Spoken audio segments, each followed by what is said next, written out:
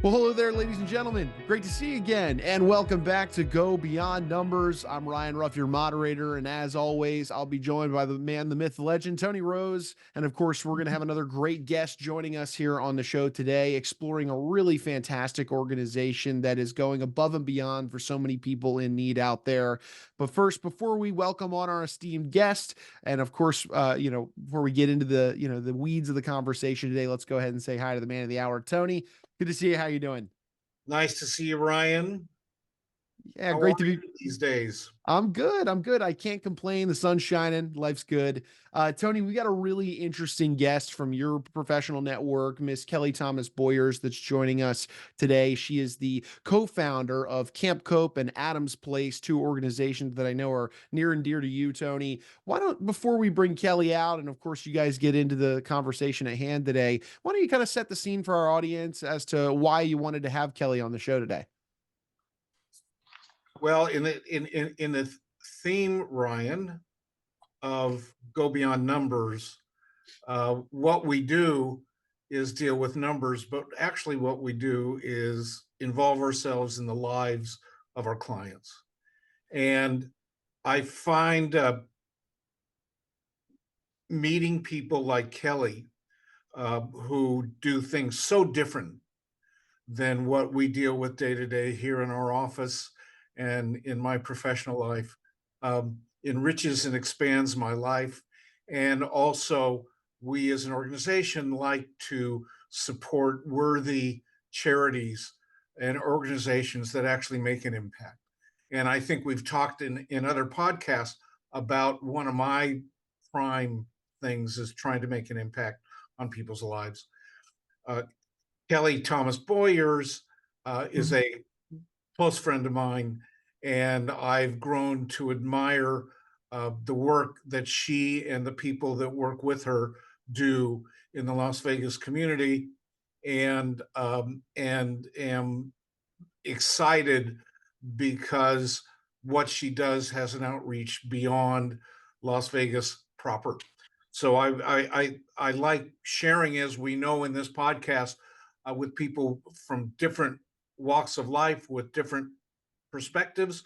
And so I thought it would be kind of fun and interesting for people to learn from Kelly about what she does, why she does it. And I think people that are listening or watching this are going to find that in their lives, what Kelly does is important. I love that. Well, we're really excited to welcome you aboard. Kelly, thanks so much for carving some time out of your busy schedule to join us on Go Beyond Numbers today. Thank you, Ryan. Thank you, Tony. Pleasure to be here. So Kelly, let's talk about you for just a minute. Give us 3 minutes about what your background is, where you came from, what you do, and let's just talk about how you got here. We'll talk about what here is in a minute, but let's talk about who are you, Kelly? Well, thank you, Tony, for giving me this opportunity to share my story. In 2007, I was finishing my MBA with an emphasis in healthcare at UC Irvine, and just starting to go on add to my career in healthcare administration. And 3 months past my graduation, my oldest son was involved in a car crash, and he died from the injuries he sustained in that car crash. He left behind a grieving mom, but more importantly for me, his grieving brother, who was 16 at the time. And having had having a healthcare background in physical health, I'm a teacher by my first degree. I didn't really have a how-to book on to help with emotional hurts and emotional pain. And so I remember sitting in the back of the limo going, well, how am I going to do this? What am I going to do? How can I help my son? Because that was my instinctive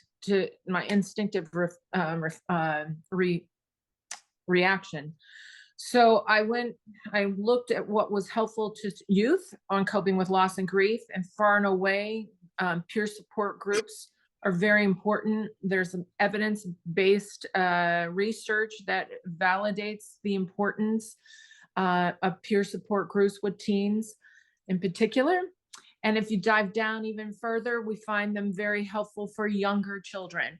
That's why we have school groups, right? That they learn in small groups, they learn from each other. So my son was in Reno, Nevada when his accident occurred, and I found a children's bereavement center there. And I thought, you know what, I'll come back to Las Vegas and I'll find a center, because it had not been on my radar before. And when I got here to a city of million plus folks, there wasn't anything. And so I started asking, I searched for a year to make sure that we wouldn't be duplicating services by any means. And it was clear there was a gap in services here in the Las Vegas area. And when I started looking across the country, there are gaps, and there are communities that their response was to create a children's bereavement center. Our initial grant fundings came from the 9/11 Foundation. There were so many children who lost parents during the 9/11 attacks that a children's bereavement center was very important, and to this foundation to help start a children's bereavement center in every metropolitan city in the country. That's how they responded to the tragedy that happened in New York. So we received some initial grant funds in 2009.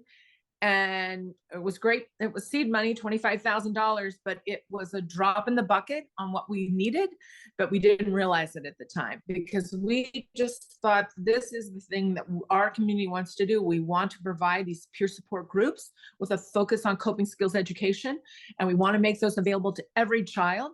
We don't need a copay. We don't want there to be a barrier to entry to get access to support. And the other component is that we wanted the parent to have access to support as well. But when folks come to Adams Place, it is a child-centric. It's about the child's grief. So they're carrying around a backpack. They have a lot of other folks' grief involved, like mom or surviving parent or grandparents, all kinds of things in their backpack they're carrying around. But when they come into Adam's Place, they get to take that emotional backpack off, and we take it apart and we look and validate their feelings. So we got started during the 2009 foreclosure crisis here in Las Vegas. We were second in the country for completed suicide rate. The LA Times did an article on us because we were the only response for the children of the survivors of suicide. So we were inundated out of the gate. We just got on the track and we were running. And we rely on, one of the secret sauces to what we do is that we train volunteers to facilitate our group. And it doesn't matter, you don't need a psychology background. In fact, if you do, we're going to ask you to take that hat off. We're going to have you take any other professional hat off. We're going to train you to facilitate groups.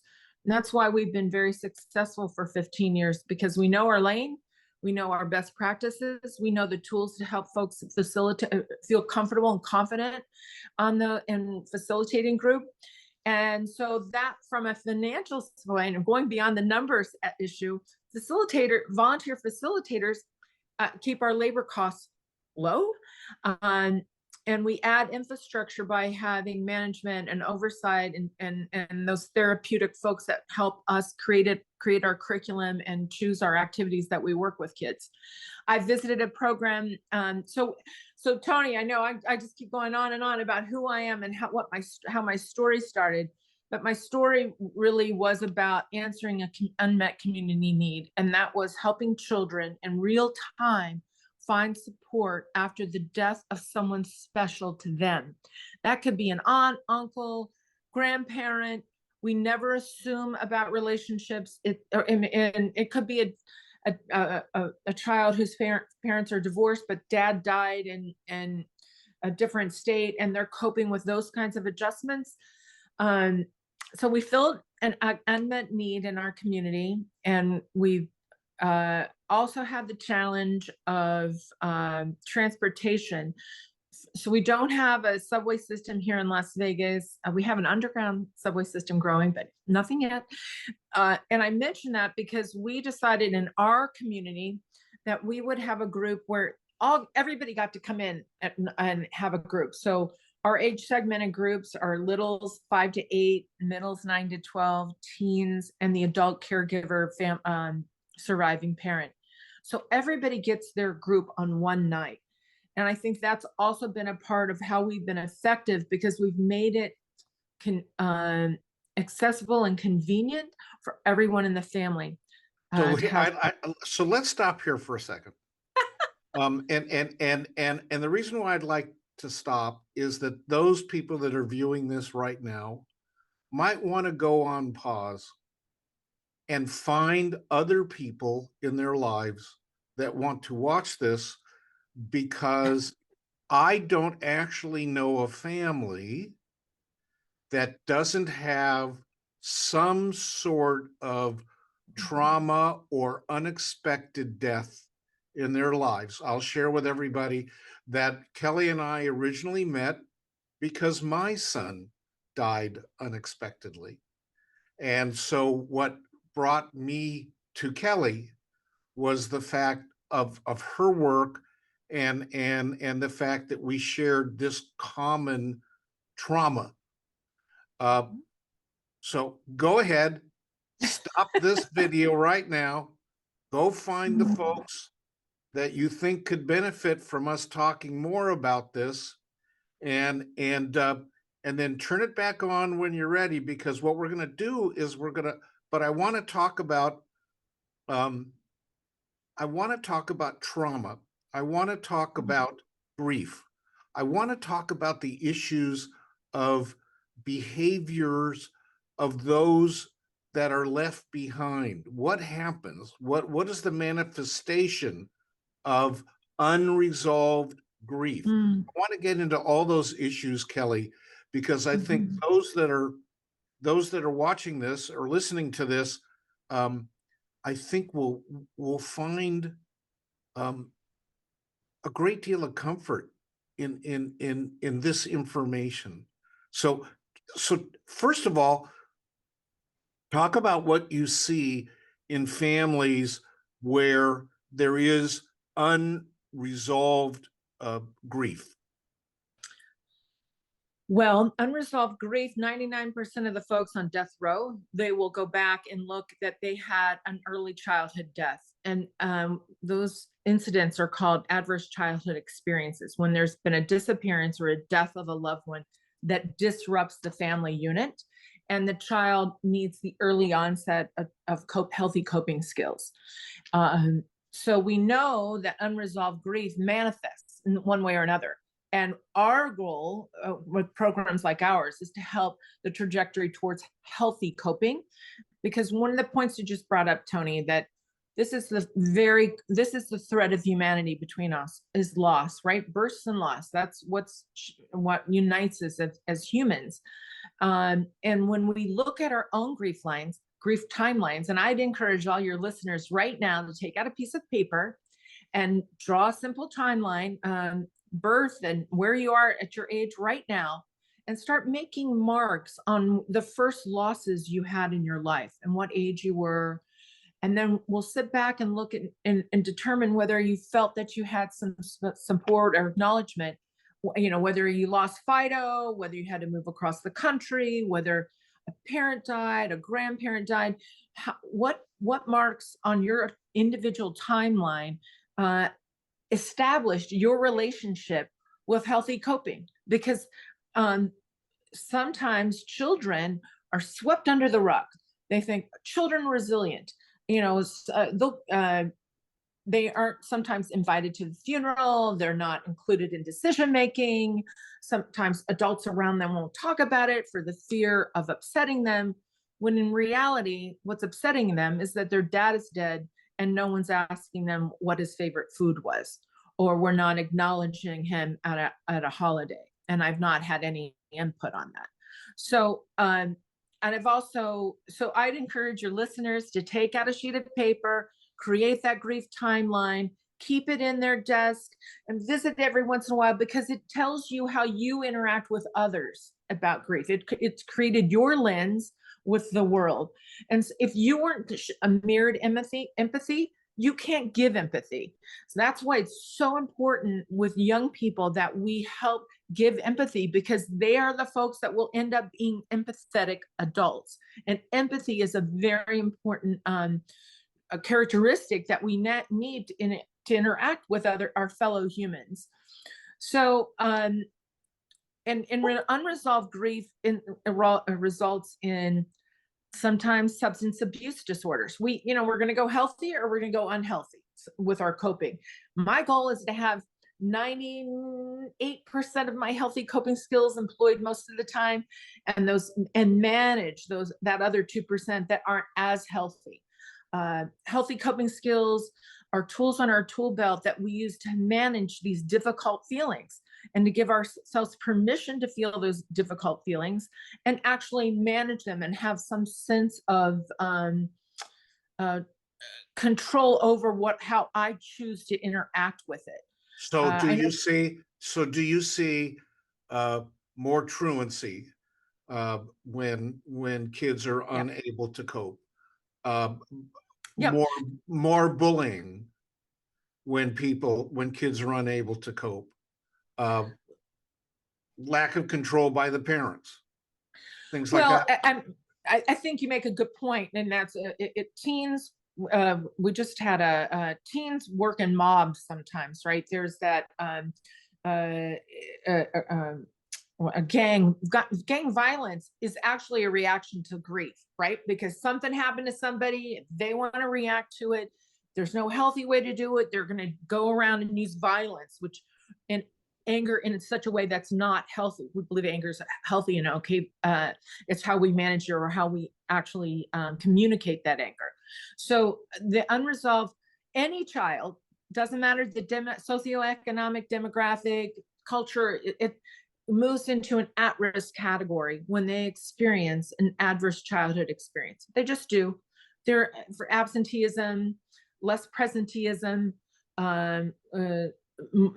they often feel more isolated. There's decrease in community interaction.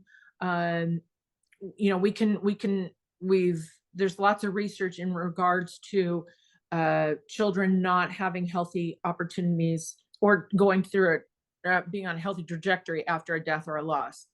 So if we know that as a community, then we can offer up responses, and that's what our group is about, is offering up a response and providing the opportunity to have support groups and coping skills education. We talk about grief and growth. We're going to grow with grief, and we want to have the opportunity to help build healthy coping from that foundation on and practice those skills. We don't talk a lot about emotional fitness, and I love your listeners to take that term with them today as well. Emotional fitness means that I'm going to employ these skills and I'm going to use them, I'm going to practice them. Because just like with physical fitness, when I have a broken leg, I'm not going to be able to run out of the gate. I got to practice. I got to rehab. I have to use some techniques that help strengthen my muscles. Emotions aren't any different, right? We have to practice making good decisions. We have to practice healthy coping, and we get better and better at it over time. And so programs like ours are investing in lifetime life skills that sometimes we take for granted. And maybe we haven't had great healthy models in our household, or a coach or a teacher. So programs like ours come in to fill that gap and that need. Shouldn't schools, Kelly? Pardon? Kelly, shouldn't schools be supplying this as a resource? Yeah, and I'm an educator, and I had no real background on working with the social emotional needs of students. I was very subject oriented. I knew all kinds of activities to teach social studies or English, but not a lot of background in regards to what social emotional needs they might present in the classroom. So a child whose dad died 3 weeks ago or 3 months ago or 3 years ago, and I'm talking about bring your dad to school day, that's not a really pleasant interaction. So oftentimes teachers don't have the skills, social workers within the school may not have the skills, because we're all about well, I shouldn't say we're all about, I don't want to make that generality, but our emphasis has been about academic performance. And so are we getting them to the next level, when we know that if a child has an emotional hurt going on, they're not able to concentrate. And sometimes they get mislabeled of having attention deficit disorder. So we don't want to mislabel anyone. We want everyone to get the right types of support in order for them to continue on an academic path of academic success. So what part of our program during the pandemic, because we developed a curriculum called Camp Cope, we were able to do virtual programs a week after the pandemic shut Las Vegas down, and the Clark County School District, the 5th largest school district in the country, down, and everything was virtual. So we continued doing virtual support groups with our school partners.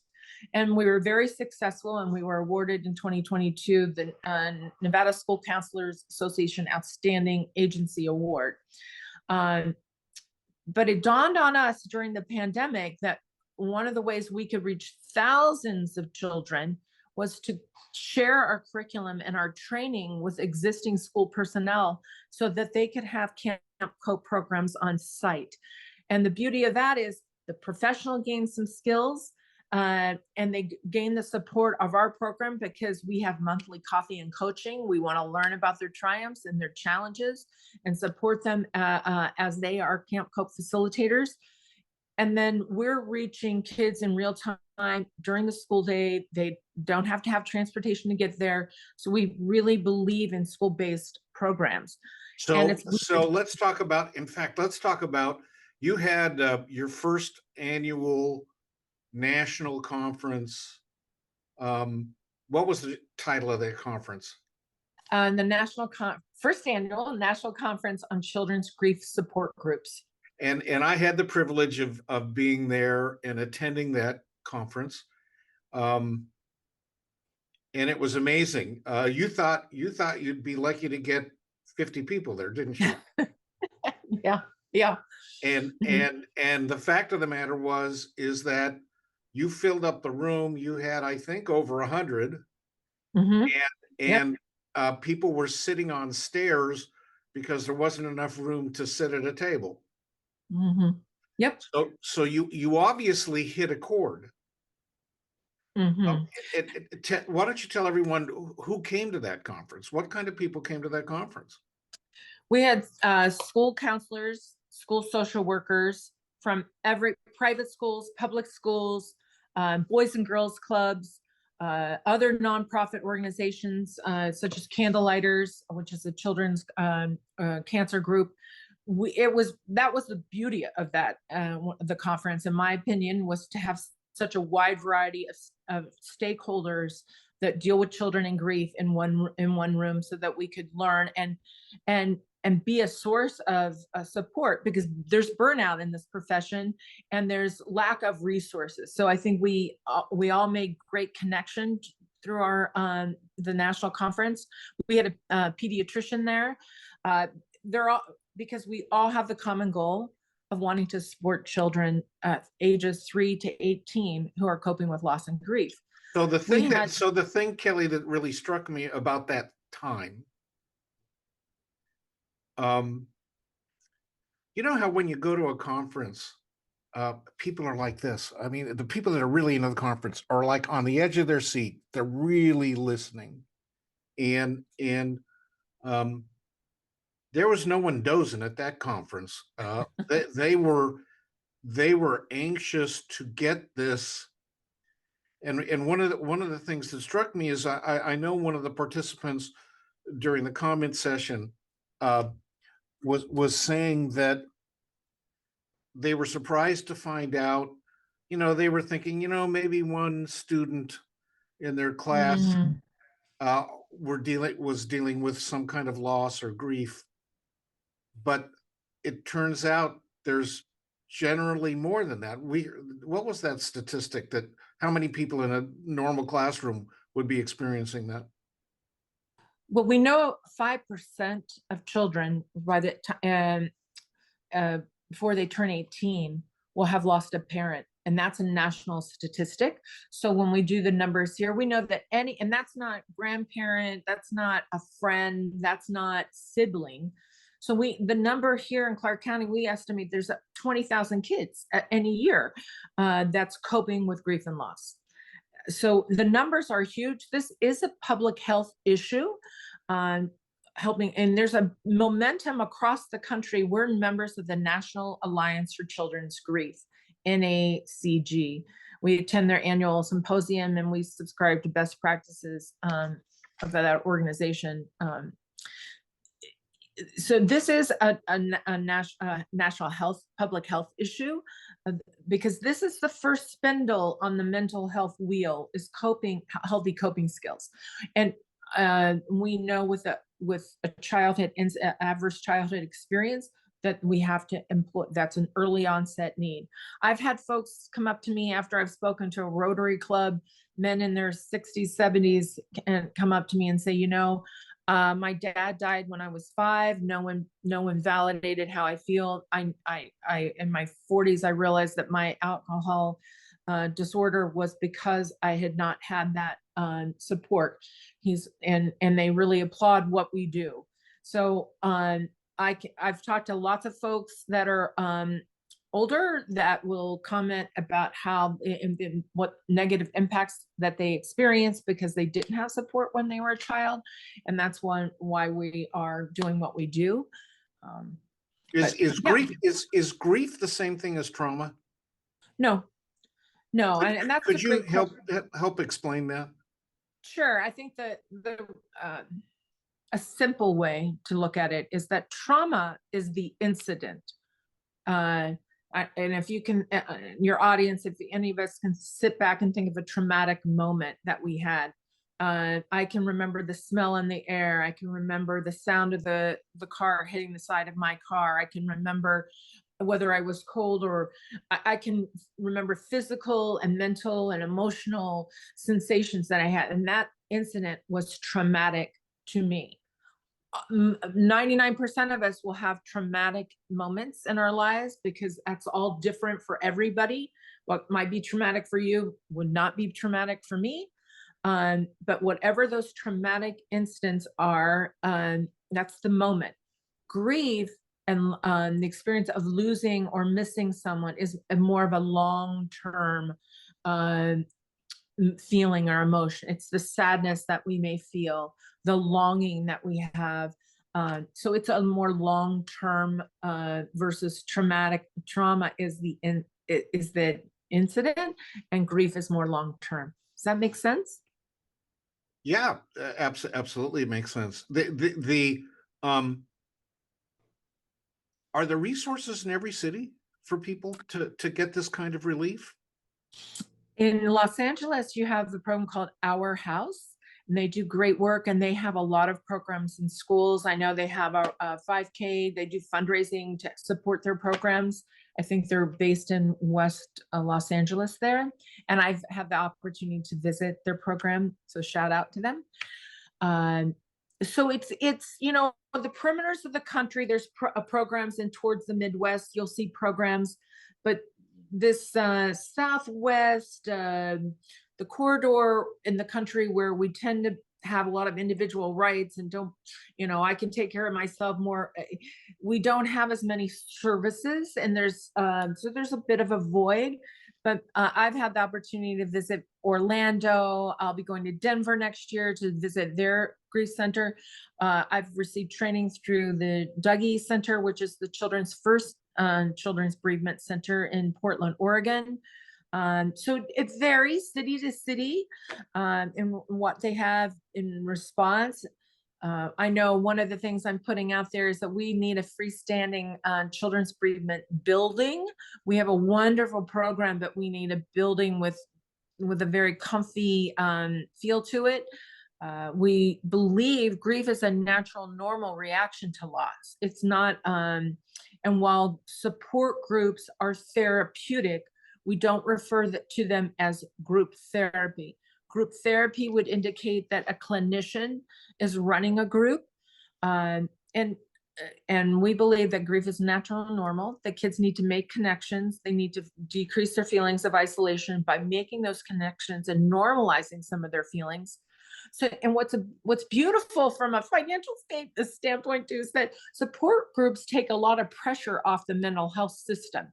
So if 80%, 90% of the kiddos get that support and connection and find healthy coping skills and can practice them, and know they have a support system that understands what they've been through or what their life challenges, that's great, because that 15, 20% that may need individual help, then we have a number that we can get support for, right? So because we have a limited number of practitioners, and not all practitioners have a background on grief and loss.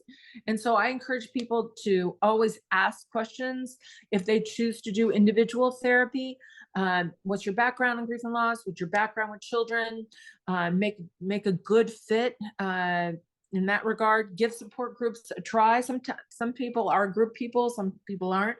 We often get referrals from individual therapists that refer kiddos to come to a group because they want kids to be able to make connections in that group setting, to realize that they're not the only child in the lunchroom that's had a loss. Do all these programs throughout the country that you're exposed to have a Camp Cope or something like that, or are you unique? We're a bit unique. When we started this, because I was a healthcare person, when I first started, they had open-ended programming. And I'm like, oh, how does that work? How do we gather any data about kiddos being in the program? And at the time, 15 years ago, people were like, well, we don't really need the data. We make it open-ended, which is beautiful, and that's fine. And that open-ended just means you can drop in when you want. We decided that we needed a more structured curriculum, and we couldn't find any. So I came in contact with a group that volunteered with us from a degree field called Child Life. And Child Life specialists are wonderful people. They're degrees, and they have to take licensure. They are certified in Child Life, which is family development and concentrated skills on helping children and coping mechanisms when they're anxious, when there's this upcoming surgery. You'll find them in trauma centers, child life specialists, and you'll see them more and more in court scenarios and hospices and programs like ours, because their wheelhouse is age appropriate education and tools to help kiddos when they're needing to self-manage, when they're dealing with difficult emotions. So our child life specialists volunteered, and they really put our Camp Cope curriculum together. And we went with Camp Cope, and sometimes people are like, well, are you going off to a camp? No, we're an academic year-based program, but we wanted kids to feel okay about coming to a grief program. So we all know camps, you learn something. We wanted that expectation.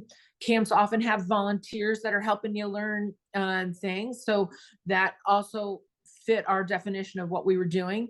And then our emphasis is coping skills. So it's compassion, coping skills, and connection. So Camp Cope became our sexier title on how to get kids in programs that they felt okay about, and saying, I'm a member of Camp Cope, or I'm participating in Camp Cope. So we thought that's how we packaged it. And I think I've shared with you, Tony, a few years ago, I had a young lady reach out to me from Spokane, Washington. She goes, I've heard about you and your program. Can I come visit? She had lost her husband. She had 3 children, and she owns several Jackson Hewitt Techs franchises. And she said, I want to start something in Spokane, Washington. And I'm looking for the kinds of things that I want to employ here. So I said, sure, come look, come talk to us. So she came talk to us. I showed her the program, and we do 9 hours of training, which includes diversity, equity, and inclusion and grief work, and an advanced facilitator training on top of that as well. So that once you do that initial 9 hours, we're going to follow up with an advanced facilitator training after you've actually run some Camp Copes, to make sure that we've provided you the tools you need to start on your journey in your career as a facilitator. But anyway, Tracy came down, visited, and I said, go around, look around the country. I did that too, as far as what would be the best fit for you. And after a few months, she came back and she said, no, your curriculum, what you're doing, this is what we want to do now. We want to take your training and run a Camp Cope in Spokane, Washington. And I'm very proud. So you, Kelly, are so all of a sudden, after being sort of a sleepy Las Vegas-based charity, all of a sudden you're getting a hell of a lot of national recognition, aren't you? Yeah, and one of the things I just got word on today, when we first started the program, car crashes and heart attacks and cancer were our top 3 referral to our program. But in the last 5 years, it's been death by suicide and substance abuse disorders, which includes the opioid crisis deaths. We proposed a model to the state of Nevada to. And so I'm hoping we will get some of the opioid response monies to have an even larger program. And the opioid crisis has touched every city in this nation, every village, every town, every city. And so there's a real need to have real-time, on-time programs that folks can develop and run that are not dependent on clinical folks, because there are parts of this country we have a real shortage. We have a shortage here in Nevada, and we're a metropolitan city. But in other rural areas across the country, what can we do to provide support and help in the overall community mental health and wellness? But you're also certified to create continuing education for several different social service types and licensures, aren't you? Yes, we just received accreditation or approval to be a national provider of continuing education for the Association of Social Work, which means a social worker in any state other than New York and New Jersey can take our program and receive continuing education credit. So that's why we've had folks from North Carolina, Utah, California, Florida take our webinars and our training. And so, yes, we've been a small program, but we just really tried to execute the best of practices of what we could do. So we have a small footprint, but it's a great footprint. And we want to share that with other communities and across the country, actually across the globe, that, it's not just about having a volunteer. It's about having a volunteer who has the tools and to actually be helpful when working with youth. And so we wanted to provide those resources in a very cost-effective way. We don't charge children for our program, but we do charge for our training. But we're going to be your partner. We want to hear back from you. We provide monthly opportunities for you to get support. I've taken a lot of training in my life. I've got several degrees, but it's that ongoing connection that people have made an investment in me that I think makes us a bit different, that we really do want to hear. We want to be there to support our community facilitators across the country.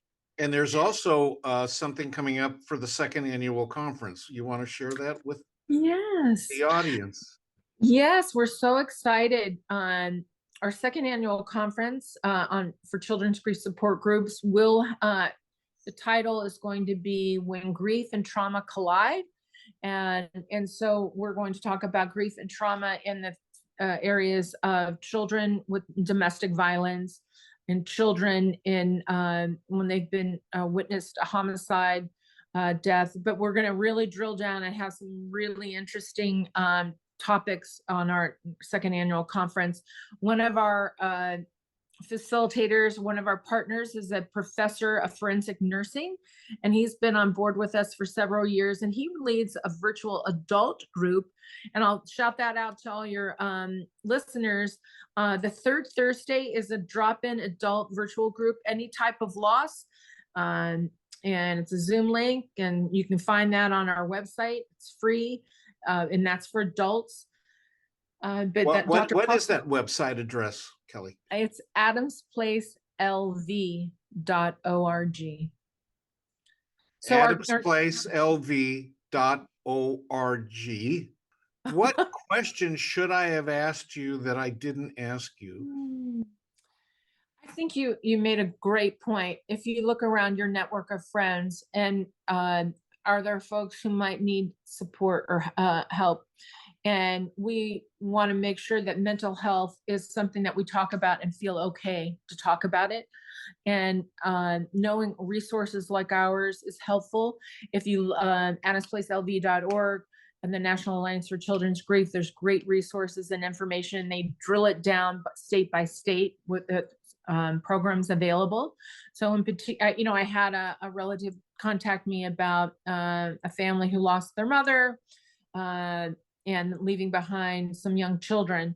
And we were able to help her find some resources in her state that might be helpful to them. So I guess the question is, look around your own network, feel comfortable asking questions about mental health, take the time to listen. The number one communication skill that we forget to use sometimes is our ears, is to listen to others and just be there and ask them about the person who died, and be okay with talking about saying words like death and dying. And they sometimes we use euphemisms that aren't helpful. So some of us need to change, move the needle and learn some new tools and new habits to help those who are coping with loss and grief.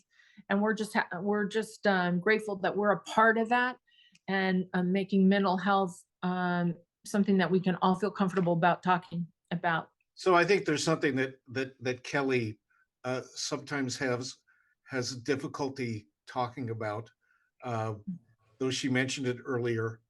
They do not charge anyone. So you could be a zillionaire, and if you have a loss and you need help with your family dealing with the grief, they never ask for a dime. The pity of that is that Adam's Place could be even more impactful than it already is if people would be generous and give a few bucks to help them further their work. So I don't generally do a commercial for the people that are on this webcast, but I think in this regard, charities like Kelly's, that runs so economically with so little administrative expense, using mostly volunteers and interns from the university who are getting their masters in social work. Charities like this need your help. So at the end of this, we're going to put the site. You can click on it. There's ability to donate if you'd like to participate in some of their charity events. If you're from the Las Vegas area, there's going to be a golf tournament in the next month. There's going to be a wine and get together and dancing event coming up in a few months. And most importantly, look for that national conference. It's closed to no one, is it? Anyone who wants to come. Any community helper. You do not need to be a professional. You don't need, this is about community helpers, anyone who want to either gain skills, have better knowledge base on this area. We welcome everyone to participate. I know how busy you are, Kelly, and I'm so grateful for you. I hope you will share with your team how important they are to all of us in this world. And I love you guys to death. So I appreciate it. Ryan, do you have any questions for Kelly? No questions on my end, but as Tony alluded to a moment ago, we've got a great, video to showcase some of the great work that Adam's Place and of course Camp Coat do. So we're going to go ahead and roll that for folks.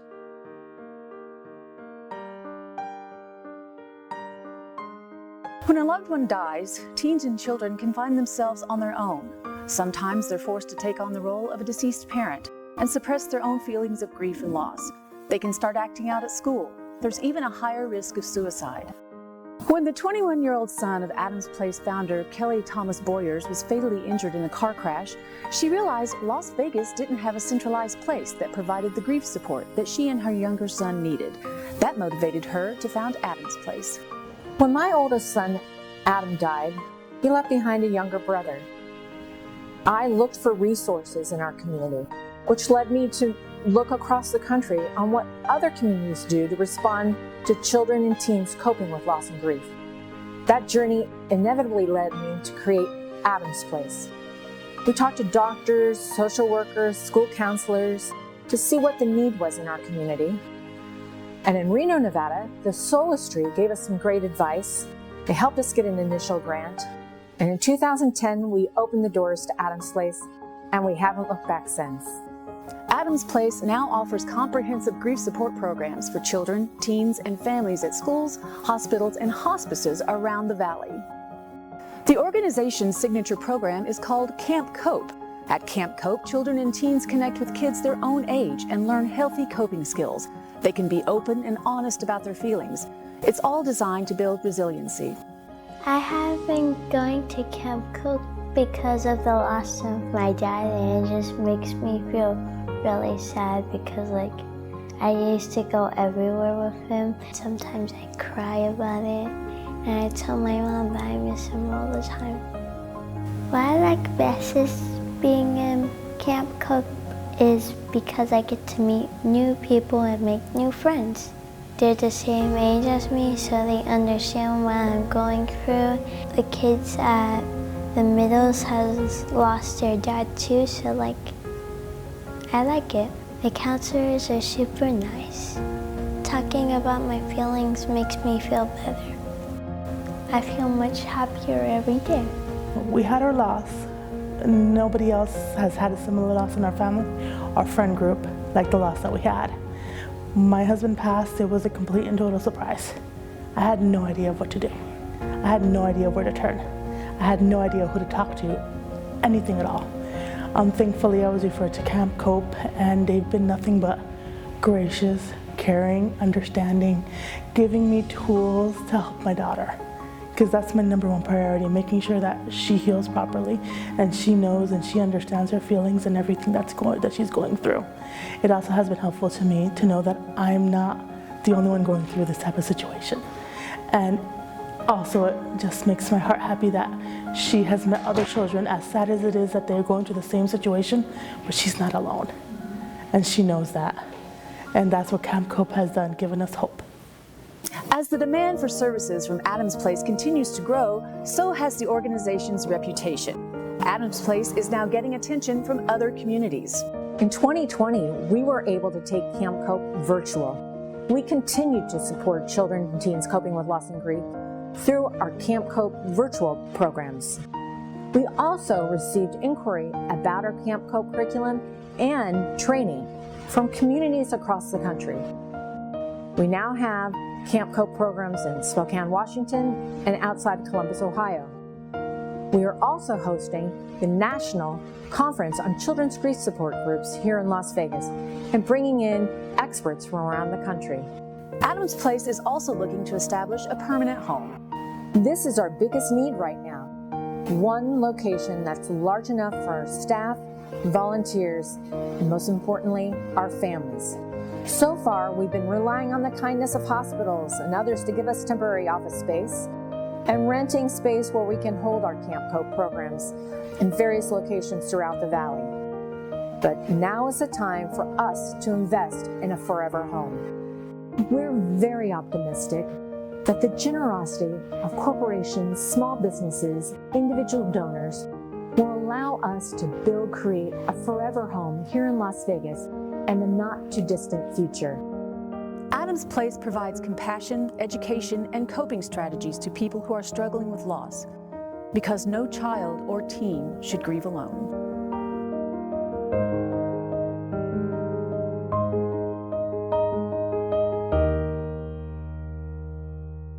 All right, well, Kelly Thomas Boyer, so appreciate you carving some time out of your busy day to jump on here and share the great work that you're doing, in this space, helping kids and their family navigate these, the trauma and grief associated with sudden loss and an array of different issues that can come up in life. So we appreciate you, and we wish you the best, and of course, your continued success in the future with the organization.